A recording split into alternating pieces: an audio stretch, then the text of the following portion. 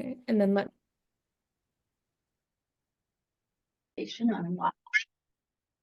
on unlocking the essentials of dyslexia intervention.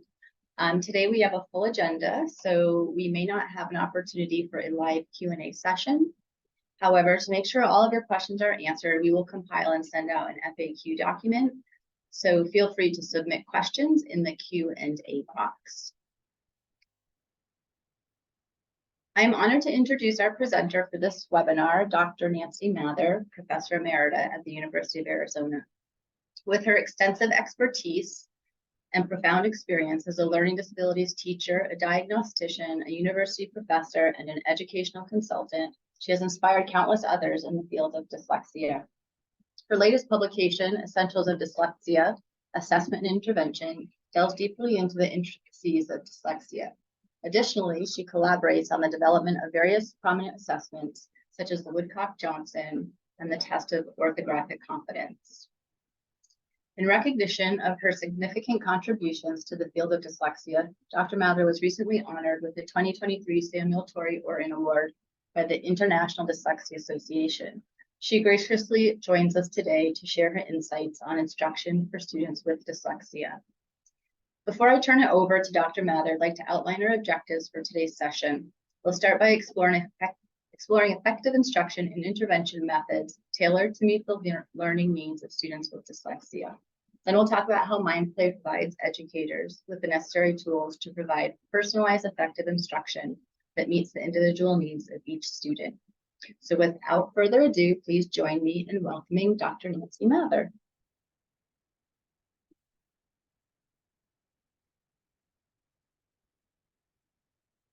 You're muted.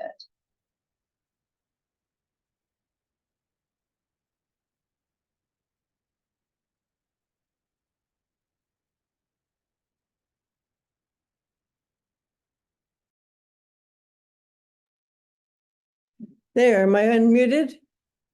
sound good. Okay, good, good. Anyway, we get some beautiful sunsets there in Tucson. So they're kind of, oh no, my won't go forward. So it's just another example, and probably where you live, you don't see things like this, quail crossing. Anyway, just a couple quick disclosures. I'm going to mention a phonics program that we revised and developed. 2 courses we developed for teaching reading through MindPlay, actually. The MindPlay Comprehensive Reading course for educators in understanding dyslexia.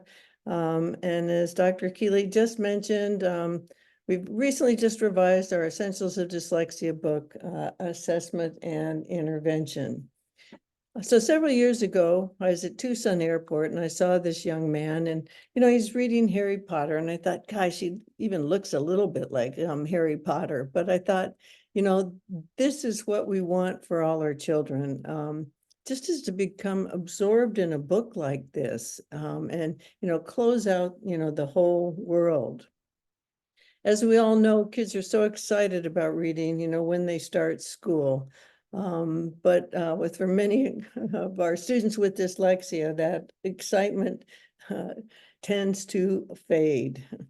So we do want all of our kids to learn to read. Betts said back in 1936, every child would read if it were in his power to do so. All of our kids, want to learn to read. So here we have Noah's New Year's resolution. He says, I promise to read more. I want to be a reader. He wants to be a reader. And, from a former student teaching in a community college class, Emerita, I think that was even you, but, this is a 23-year-old man's exit slip. And, he says there at the top, I want to learn to read. So we have some older students too, who, are really struggling with reading and really, need instruction, haven't learned to read. So we have some kids that are really hard to teach to read. I'm going to go kind of quickly through all these slides, but this was a study Dr. Joe Torgerson did, nearly 2 decades ago. But They took the most at-risk first graders. They got 45 minutes a day of reading instruction with a really good program, number of methods for fidelity, lots of training for their teachers, lots of supervisory visits. You know, and that's what the kids look like in October. That's what the kids look like in January. And that's what they look like in May. You know, and what they found that the four lowest performers in this group, practically made no progress at all, despite being part of an intensive reading instruction. So, it just shows us again that we've got some kids that are so, hard to teach to read. Interestingly, when you look back, Marion Monroe back in the 1930s, said that the remedial work was unsuccessful in about 4 or 5% of the cases. This percent didn't show improved scores on the retests. So again, what we see is this has been a consistent finding in research studies, and they call these kids the treatment resistors. That even though they're getting a good treatment, they just don't seem to make adequate progress. Now, Aiden is one of our students who's had a very difficult time learning to read. Yeah. Hi, this is Aiden Har. I just called this video because I just wanted to tell you that reading and writing is hard for me because I can't put the words down on the paper, even though that I know it. And I try as hard as I can to, but something just won't let it. And it's hard for me to spell words. It's hard for me to also, in reading, to read the words and read the big words because I can't see the whole entire thing and I gotta go like that. And it's just pretty hard for me, and Miss Brawley and all the people that have been working with me has been trying the best they can, and Miss Brawley has been a big help. She's tried the best she can by getting me books on her computer that can read to me and giving me stuff that will just show that word. And so as Miss B, I just wanted to tell you that reading and writing is hard for me because every time the words just get me, like they beat me and I don't get them. And in writing and reading, I feel left out because all the other kids are like writing that and writing this, and I'm just stuck on one word trying to put it down. And I'm still like on the first page trying to sound a word out. So I feel left out. And I feel like I'm just not normal or like everybody else. And I thank everybody that's trying to help me. Thank you, because I really needed all the help, Miss Bradley, and the people that are trying to help me. So I made this note. Thank you for watching this video. We'll see a little more of Aiden in a bit, but you can just see what a struggle it has been, to learn to read. So, these are just the topics we're going to go through rather quickly. You do have a handout, and so if there are slides you want to look at in more detail, you will have access to, look at this handout. So strategies for word identification. We can segment and blend. We can break a word into syllables. We can recognize sight words from memory. We can create analogies to words we already know. That looks like other, so maybe it's brother. We can use context clues to predict words. Now, if we think about these ways, the only one that doesn't distract us from reading is number 3, recognizing sight words from memory. So how do we get it to the place where kids recognize words instantly, easily, automatically. So Dr. Aries talked about this is the key to efficient text reading is this automaticity, ability to read words quickly by sight. All these other cueing systems require conscious, attention.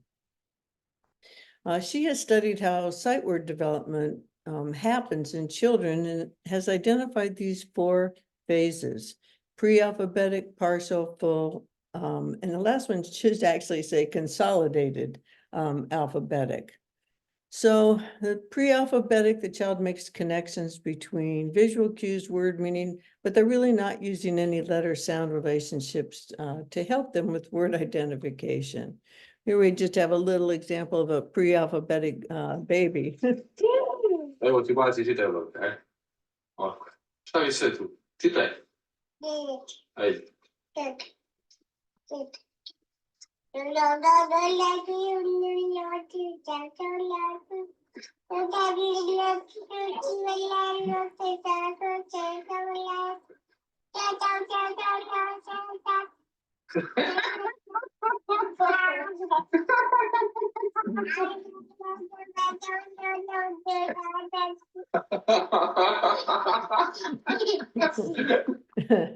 ，So then we have partially alphabetic. They make some connections, some of the letters, particularly pay attention to the consonants, but they still confuse, words that look alike. Full alphabetic, complete connections between the speech sounds and the letters that represent those sounds. And now they can decode words they've never read before by segmenting and blending the letters. This is the important point that she makes is now you can start learning sight words. And so you really have to be, fully alphabetic before you're going to acquire all the sight words that we recognize, instantly. So this is from the diary of a preschool teacher. She says, my 5-year-old students are learning to read. Yesterday, one of them pointed at a picture in a zoo book and said, look at this, it's a freaking elephant. I took a deep breath and I asked, what'd you call it? It's a freaking elephant. It says so on the picture, and so it does. So her final stage is what she calls consolidated alphabetic. And this is where you've got bigger units stored in memory. And so common spelling patterns, syllables and things. And now you start recognizing these spelling patterns and you read words more easily and rapidly. And so, we want to be thinking a bit, about where is the child, develop mentally. We're a little bit about what texting is doing to spelling and reading, of some of our kids. If you can, read this, why should I learn to spell? And then tomorrow, could you use it in an incomplete sentence, please? And honestly, it's not the way I look reveals my age. It's my use of complete sentences, when I text. Well, our kids, as you know, go out there and get jobs. This is on her Burger King sign. Try our frozen Coke. I'm just going to show this one quickly because it's kind of bad, but you wonder, how long do you think that actually stayed up? So we know different people require different approaches at different developmental stages. So we want to be thinking about where is the child developmentally.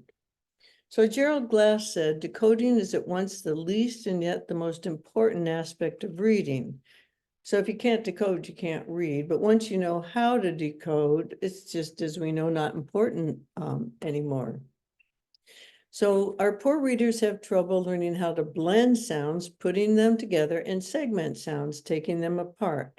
They have trouble learning sound letter correspondences and, remembering those. So phonological awareness, knowing spoken language is composed of sounds, and the ability to manipulate, integrate language sounds. So this is an oral language activity that supports learning of phonics and spelling. So phonological awareness is the umbrella term that's used for all types of phonological awareness tasks, where when we talk about phonemic awareness, we're talking about activities that involve the specific manipulation of phonemes, like tell me the first sound, in the word dog. So we know phonemic awareness is highly related to reading achievement and often is the cause of reading failure. And we know that training with phonemic awareness reduces reading failure and provides, long-lasting benefits. Essentially what the research is saying now is it's best to use letters with phonemic awareness instruction, and from 10 to 16 hours a year is typically sufficient for most kindergarten, first grade students. So the phoneme is the basic building block of speech. It's a single speech sound, helps us distinguish one word from another, and shows that there's a change in meaning. So the three most important phonemic awareness abilities are sound blending, provides the basis for learning phonics. Segmentation provides the basis for putting sounds in order when we're spelling. Now, phonemic manipulation tasks where you move sounds around in words, interestingly, are the very best prediction of reading skill. And so they're kind of sensitive to reading difficulties, of our older students. So when you think, well, how many letters in the alphabet? Well, we all know that, right? How many speech sounds? 40 to 44, and the reason is dialect differences. So if you're in Texas or Oklahoma, you really can't hear the difference between a short I and a short E sound, That's a nice pin you're wearing. Can I borrow your pen? How many graphemes? Now, this is an interesting question. These are the letters that represent the speech sounds. And, you'll hear anywhere from 220 to 800. I asked Louisa Motes once, and she said in her program they teach 80. And so probably about 80 graphemes, that we need to cover. So dialect differences. For most people, when you lose your khakis, you've lost your pants. But when you're from Boston, you lose your khakis, you can't start your car.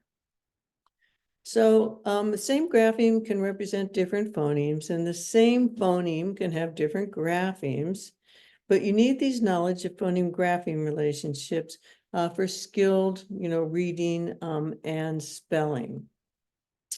So phoneme awareness, first we hear the first sound in word, then we hear the last sound in consonant vowel consonant words, and then we're able to hear the vowel sounds, and then we can start hearing the internal consonants like in consonant blends. And so we really want to begin instruction with phonemes and then support instructions so they're also looking, at letters.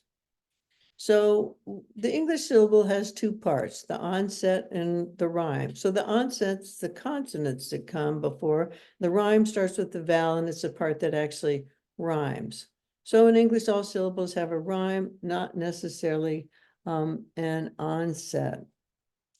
So here's just examples of 37 rhymes for which you can teach 500 primary words. And so for our students with dyslexia, these are nice patterns to teach and would be good things for spelling lists and things like that, where we're actually teaching them, patterns in terms, of spelling. So we've got two types of consonant sounds: stop sounds, said with a puff of air, continuous sounds. You can sustain them, as long as you have breath. So these are just example of bounce sounds and stretch sounds, when you can sustain as long as you have breath. And so when we're training sound blending, we want to start the instruction with phonemes. You can go to larger units, syllables, onset rhymes, concept words, if you need to. But so we want to start with continuous sounds because they're easiest to blend. Start out with 2 sounds and 3, then 4. Start out with just a little short pause, then gradually making the pause a little bit longer. Now you can train most students in terms of blending. Also in terms of, segmentation, breaking a word into phonemes, breaking it into the onset and rhyme, breaking it into syllables, breaking compound words into words. But we really do see that many kindergarten students can break words already into phonemes. So you can use manipulatives, you can bounce or throw a ball, you can tap out the number of syllables in a word. They can hold up their fingers to count the number of syllables, you know, or the number of phonemes in a word. So here's Danny, he's actually in first grade. I don't know how that got changed to third grade, but he's doing a segmentation task. My dog barks. This is for my, this is for dog, this is for bark. Okay, now you do one. Push each block forward to say Dan swims.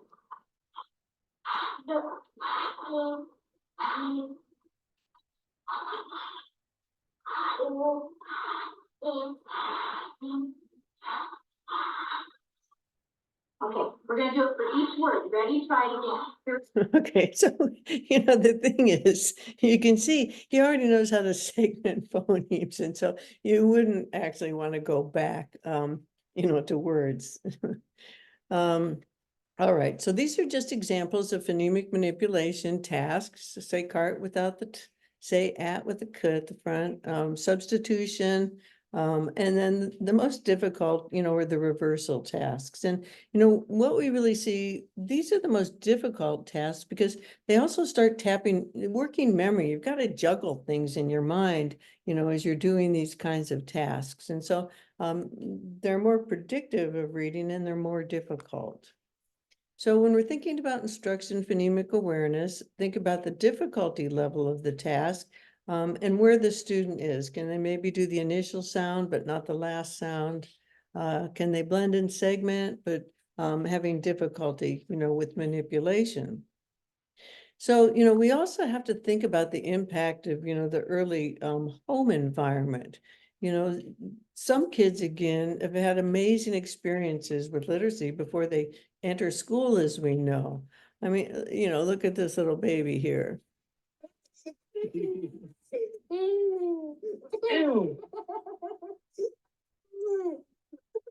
W.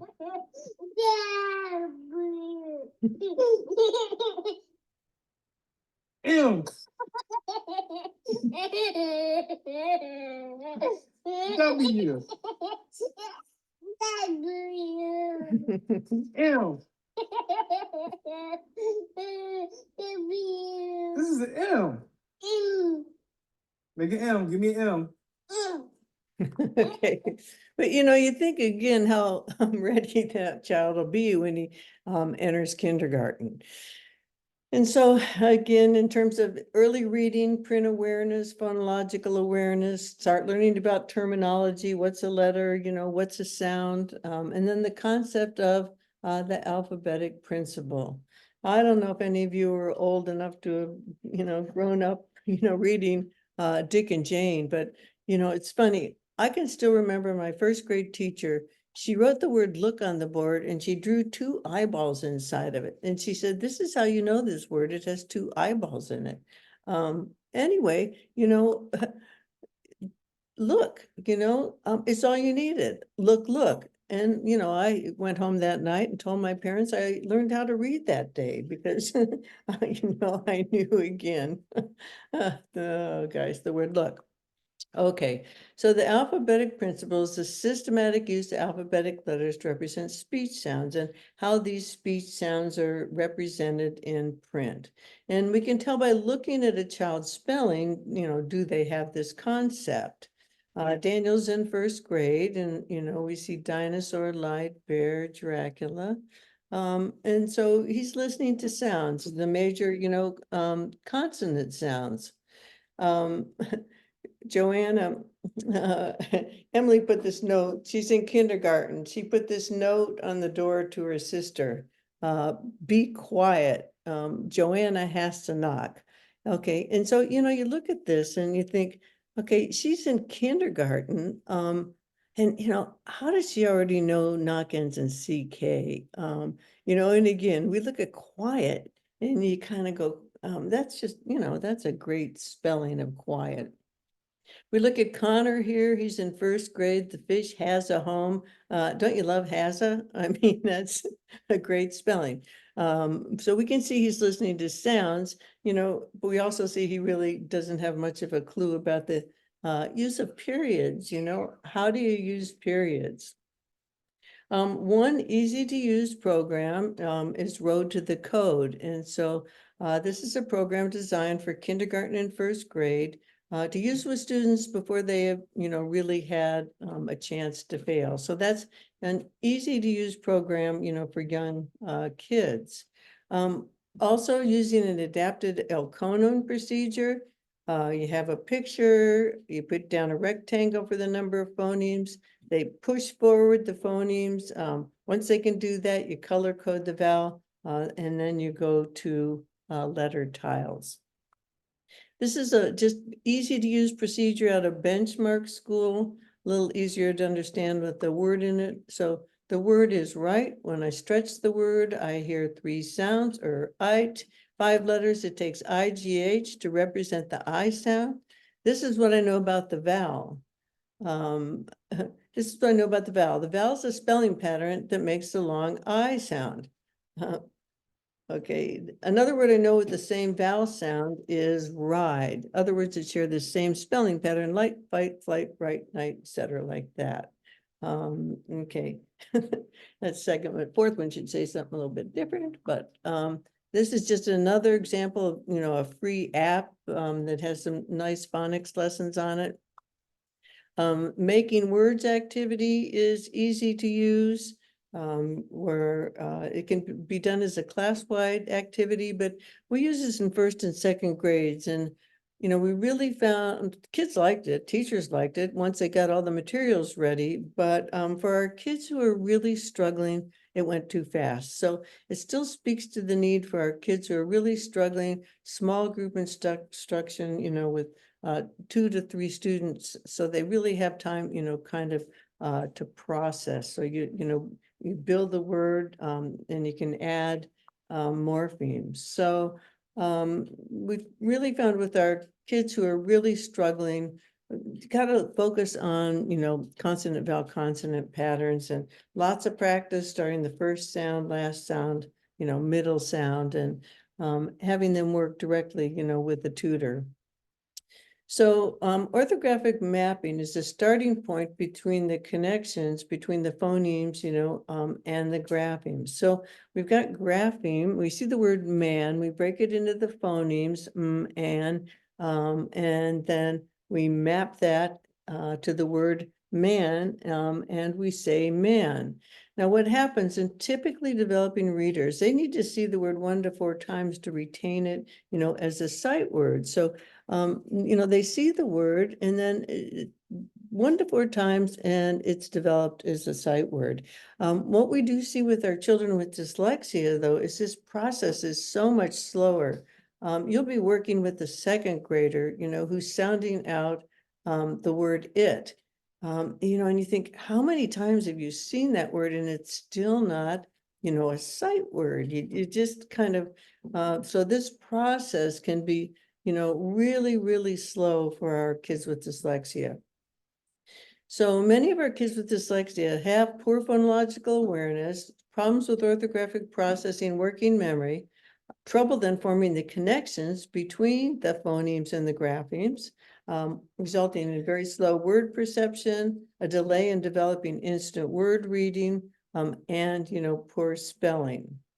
So we look at Brad here, he's in 3rd grade, and he's trying to write ET phone home. And you look at that and, you're concerned about the P, and the M and the N. So you wonder, is he just not hearing those clearly? Does he not, know those? So an easy to use program just for working on this skill is phonics and spelling through phoneme grapheme mapping. And, you start out with regular words, you introduce blends and diagraphs and silent letters, then vowel diagraphs. And so the 3 questions you ask, or 2 questions, what do you hear, what do you write? 1 chip equals 1 sound. And so, you know, you press forward, you say the word, and then you put in each grapheme below it, okay? So this builds a bridge between the speech sounds and the print. And so again, where you're just mapping, first you put down the phonemes, number of phonemes, then, you know, underneath you put the number of graphemes. So here's just an illustration, you know, of a classroom activity from our comprehensive reading course. How do I make that into bam? Bam. Bam. Nope, remember, it's the person who has the letter sound card. Bam, good job. You know, I'd like to make this bum. How do I change this? Good job. Let's make the word bump. Bump. Bump. Bump. Bump. Bump. Oops, does he need to leave? Or will you both stay? Both stay. Can you turn around? Okay, now let's do it. Ready? Let's go one more time. One more time. Ready? Good. Cute. Okay, and so kids with dyslexia need to start out with a synthetic phonics approach where you teach sounds in isolation, you provide practice in blending the sounds, gradually introducing the graphemes, emphasis on learning how to blend and break words, you know, into their basic parts. A lot of our kids, I think, feel like, you know, a little bit like this, you know, A, B, C, D, there's more. So most of our intervention methods really stem from Orton Gillingham and the work, you know, of Samuel Orton. And he noticed back in 1925 how important it was for these kids to have direct instruction in terms of phonics. So I'm not going to read through these, but this is just the sequence that is presented, you know, in the Orton Gillingham, you know, approach. And again, it just a very typical sequence in synthetic, you know, phonics approaches. So we want to start with sounds, not letters, short vowels before long vowels, few consonants, one or two short vowels, continuous consonants first, using a sequence which you can generate the most words, and going from, you know, simple to complex. So here's just some examples, you know, of some synthetic phonics programs. So in our view, the findings from a wide array of sources, studies the reading development, etc., attention to small units in early reading instruction is helpful for all children, harmful for none, and crucial, you know, for some. This was a program that Sam Kirk actually started, you know, back in 1935, and we revised it. But, you know, it's easy to use, and it's easy to learn, and, you know, it just teaches phonics in a slow kind of, you know, systematic way. And the practice book then, you know, has reading, and, you know, by lesson 50, it looks like, you know, like you're reading real things. And also teaches, you know, high frequency words systematically. So instruction in sound blending, instruction going from grapheme to phoneme, instruction in spelling, going from the phoneme to the grapheme, having students practice skills in decodable text. Well, the good news is too, there's a lot of decodable text out there now. And so, you know, systematic, what essentially decodable text helps you pronounce words by using the phonics patterns, you know, that you have learned, introducing exception words, you know, very carefully. Dog on the Log, this is a gal in Tucson who actually created these books for her daughter. She was homeschooling her. The daughter had dyslexia, and they're inexpensive, very nice. The Flyleaf Publishing books are great. The academic therapy High Noon books are great for older kids. read well from Voyager Sopris, has some good activities with decodable text. So also multimodal type of instruction, can be helpful. Helps kids with attention problems because they have to look at the entire word. So you have to pay attention, look at each letter. You say the word as you trace over it, and then you have the student turn over the word, write the word from memory, not just copy it. So most of the instructional remedial techniques for spelling are based on the work of Grace Renaud back in the 1920s, but the student says the word, they trace it as many times as they need to till they can write it from memory. And then they write it correctly 3 times and you review it, periodically. So one regular word, sometimes exception word, red flag, trickster, cheater word, and gradually increase the rate and then keep them and provide, systematic review.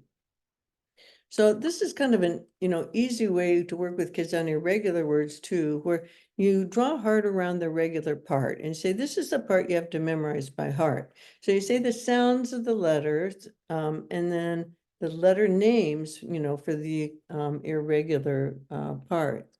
We can also use kind of mnemonics on some of those tough spelling patterns that kids with dyslexia struggle with. Ben was in 5th grade and he's spelling would, W-U-D, could, C-U-D, should, S-U-S-H-U-D.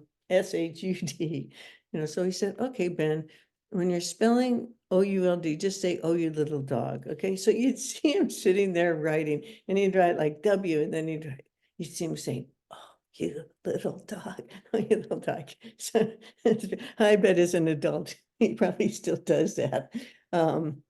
But here, here's a nice little one for, because we know how hard that is for our kids to spell. Big elephants can always understand, small elephants. So, providing mnemonic. So when I've worked with students with dyslexia, I always tell them you have to get nice handwriting. If you have nice handwriting, people are more forgiving of your spelling, so here is, I don't know if this is a play, but let's see, where is In the it? top right corner, Dr. Mather. Talk right corner, that's where I am. Oh, under me. Let's see, how do I do that? How do I get me out of the way? There we go. Let's see. A man went to a psychiatrist. The psychiatrist says, "What's your problem?" The man says, "My wife thinks she's a chicken." The psychiatrist says, "How long has she had this problem?" The man says, "For 2 years."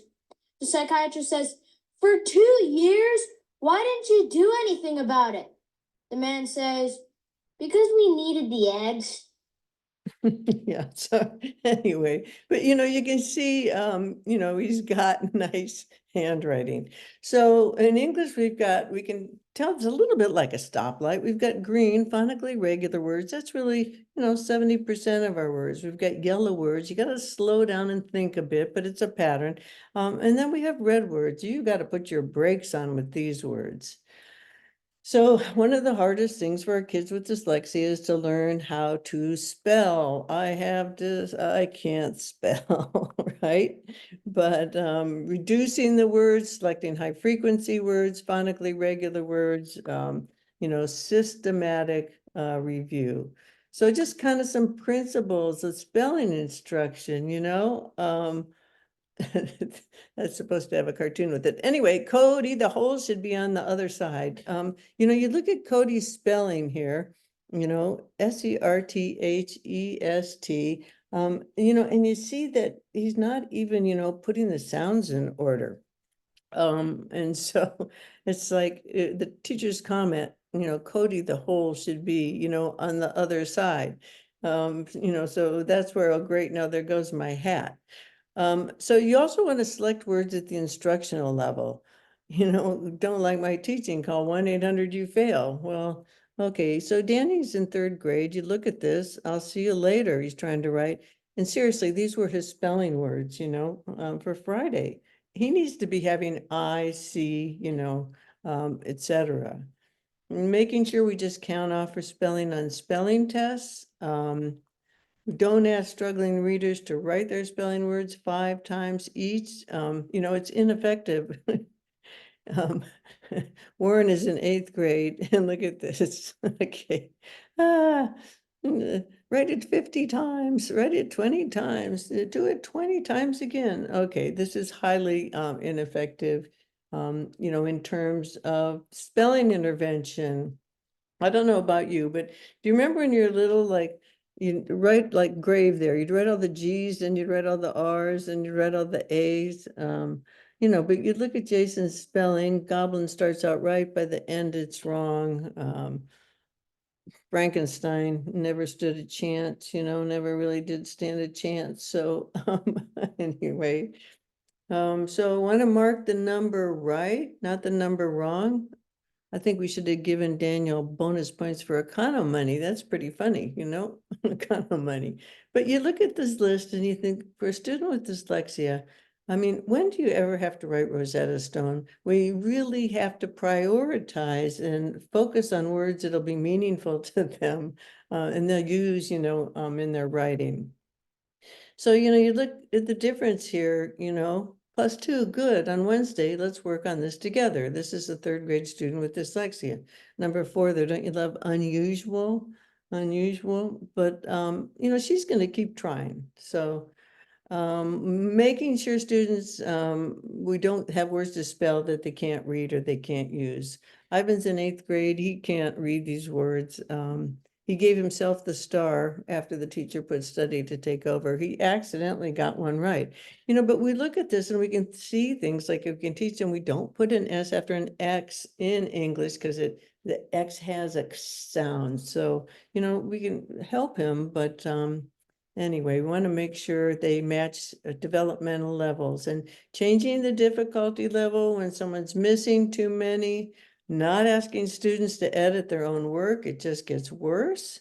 And, you know, focusing, you know, on ideas and treat spelling, you know, as part of the editing process. Welcome to O'Reilly. Do you want to buy a car? Yes. Well, here's a Mazda, here's a Ferrari, or a Balboa car. Which one do you want? I will take the Balboa. Good choice. How do you like to pay for it? Check, credit card, or cash? Credit card. Here you go.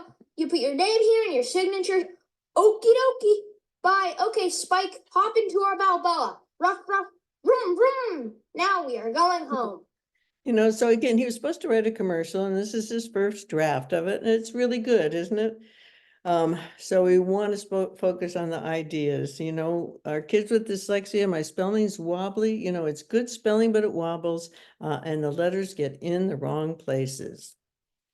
So these are just examples, effective methods for spelling, doing daily testing of a few words instead of weekly testing, where we just have a flow list like this. You know, we can also, instead of marking spelling right or wrong, mark it how right, you know, they get 1 letter right, they get a point. And so again, it's sort of building confidence and improving, you know, their spelling. This is a really nice spelling for a program for grades 4 to 5 that they've just revised, an intervention, you know, for middle school students. So structural analysis, we got to work on breaking words apart. So we want to teach about prefixes. These are the most common, 97% of the prefixed words in English. So teaching them the meaning as well. Just, you know, what you can practice with like a suffix, you go shun, friction, shun, instruction, shun, deduction, drawing, you know, scoops like under each time. Glass analysis is a really simple method for working on structural analysis. So say the words carpenter, and then you just play around with it. What letters make the R sound? What letters make the R sound? What letters make the R? What sound does AR make? What does TER make? And then say carpenter without the k sound, say carpenter without the ter sound. Where does carpenter? And you can really adjust this to any age, high school kids or, you know, 1st grade students. Rewards is an excellent program for working with structural analysis for kids in, grades 4 through 12. So if you're not, familiar with that. So with the reward strategy, you circle the prefix, circle the suffix, underline the vowel, then you draw scoops, you say what part, what part, what part, what word. So we've got like prescription, we say what part, free, what part, script, what part, shun, what word, prescription, okay. So we can also like do a spelling grid like this. They write it, they say it, they count, they write each syllable out. And so this is a silly one, but 911, what's your emergency? Yeah, my wife got attacked by a warthog real bad, and I need someone to come up with an ambulance and pick her up. Okay, sir. Can you give me your address? Yeah, we're at 1825 Eucalyptus Drive. Okay, could you spell that for me, sir? I'm gonna drag her on over to Oak Street, and you can. okay, that's bad. 911. Anyway, all right, so just, that's bad. Okay, fluency, reasonable, accurate reading at appropriate rate, suitable expression leads to accurate, deep comprehension, motivation to read. Automaticity refers to the ability to perform tasks without actively thinking through them. Focus on fluency with that textproject.org. There's a lot of free materials they have related, to fluency. Interventions for reading fluency, rapid word recognition chart, repeated reading, books on CD, Great Leaps program. So rapid word recognition chart, what you do is you just take words and they repeat and you time them, see how, quickly they can read the words. You can also then do it, with decodable words where, essentially that the words, are decodable. So the Nyhouse Center has the rapid recognition chart creator where you can make these charts and you can print out 5 different charts. It'll be in different order. So they're not just memorizing, the placement of the word. So look-alike words for orthographic processing. And so this is really sort of a good kind of activity when you're trying to get a student to look closely at the word. You gotta look at each letter because these words look, so much, alike. So that's like just a good activity that'll promote, orthographic mapping. So reading while they listen to material, keeping their finger down, using interesting material, that's at their instructional level.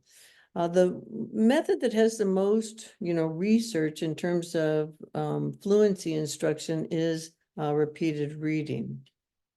Where they read a passage up to 4 to 5 times and you chart how fast it is and how many, errors that they make. And I think why this method works so well is by the time they get to the 5th reading, they sound like they're a fluent reader. They sound like a great reader. So I think it just, really helps them build, confidence.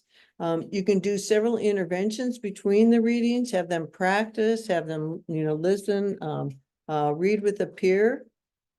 More recent research has shown that a listening passage preview in combination with repeated reading is effective for improving the reading fluency. And so the first thing that you would do is have them listen to the passage first and follow along before they would actually, do the repeated reading. So it remains the most effective intervention at this point for improving fluency, in students, with learning disabilities. So this concept of automaticity, is really important in terms of our students with learning disabilities. So fluency also includes prosody, expression, and you can only have expression when you've got automaticity. And so you really have to have comprehension in order to have expression.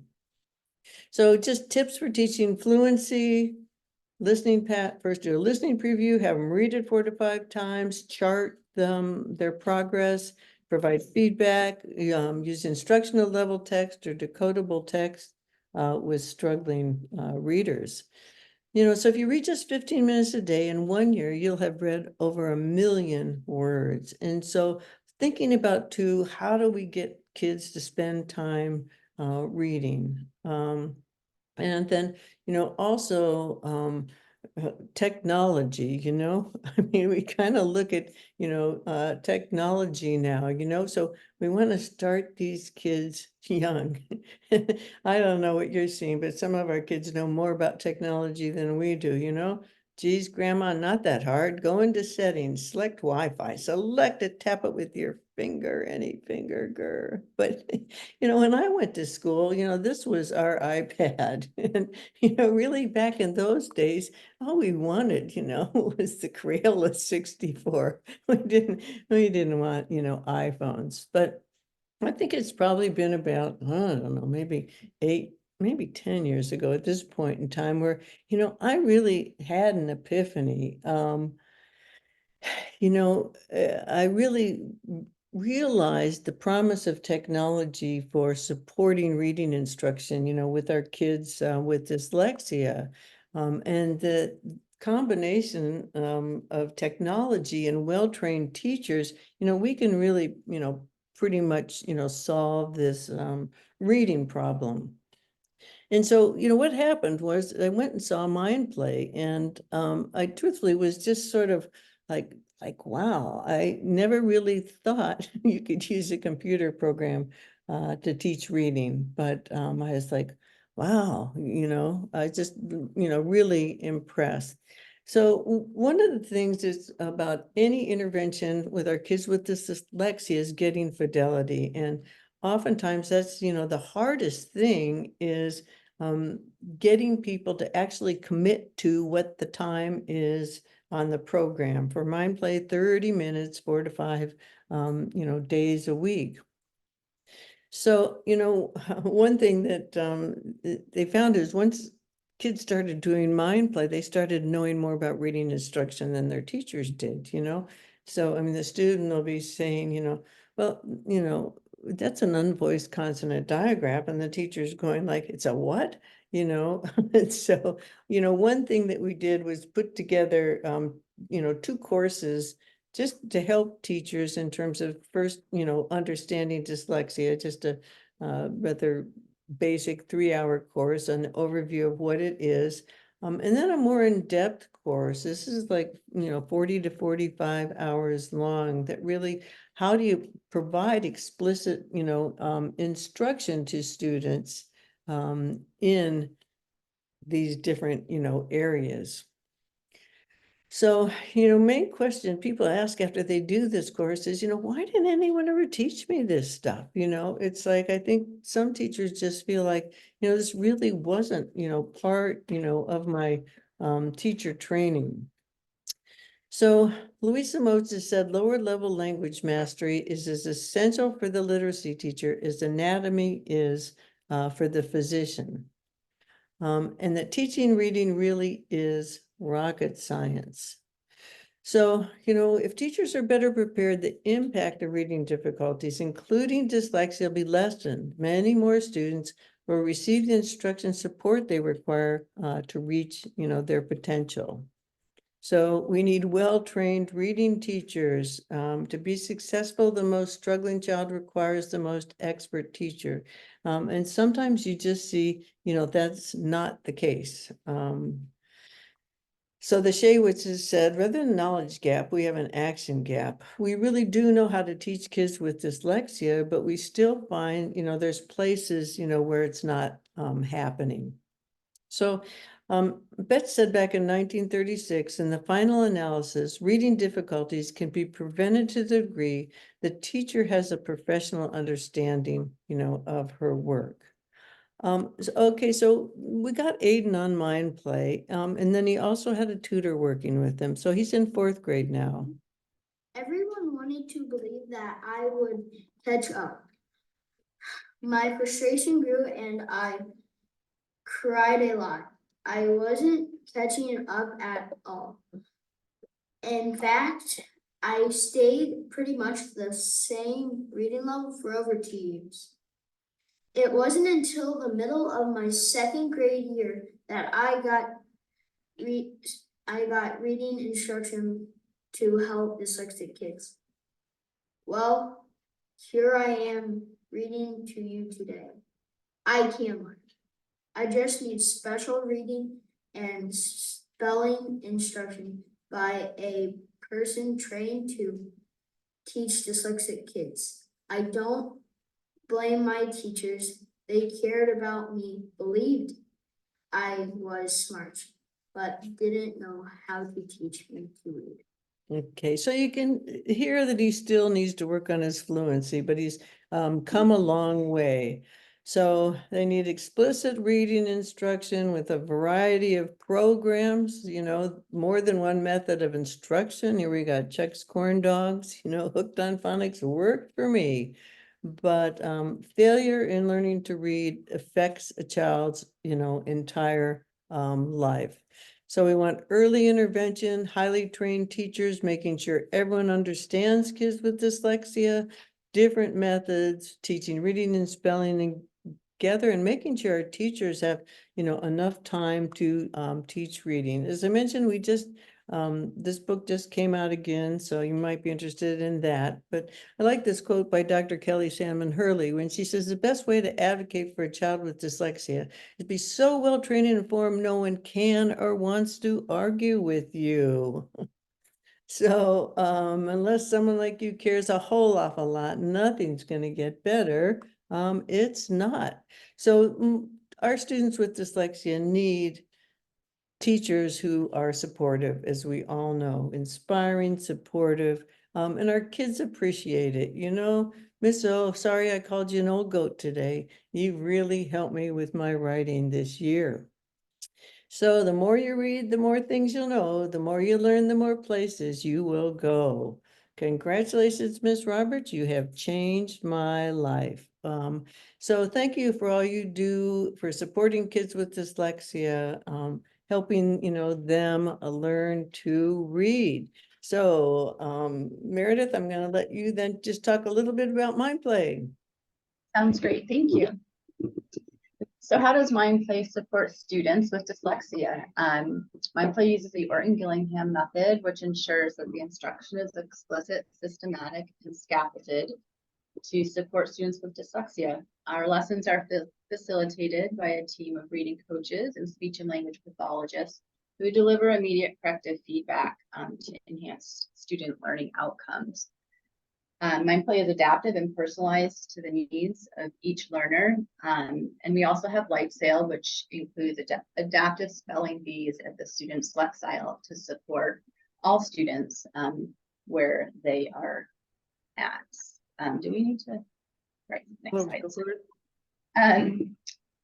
With the increasing mandate for dyslexia screening in schools, we are also pleased to announce Signals, which is a comprehensive suite of screening tools and assessments tailored for students across grades K through 12.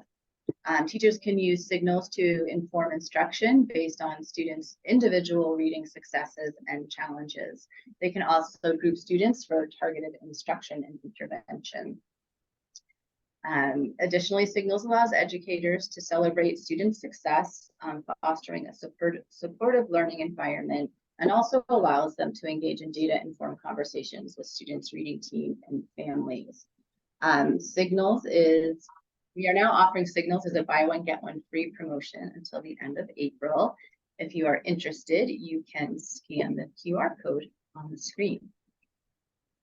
So as previously mentioned by Dr. Mather, MindPlay offers educators a comprehensive Understanding Dyslexia course to equip educators with the knowledge and tools necessary to support and advocate for students with dyslexia.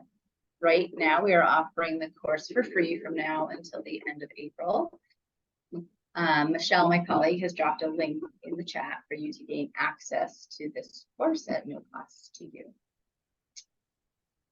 Well, it looks like we are right at the 2 o'clock time. So we'd like to thank you for joining us today, and thank you, Dr. Mather, again for spending this hour with us.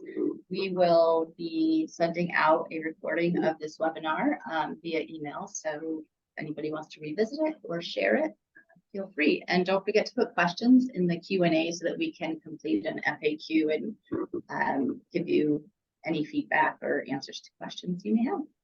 Well, thank you for having me, and I'm sorry I went so quickly, but just a lot to kind of get through in, in an hour, but anyway, okay, Thank you. Bye-bye. bye-bye.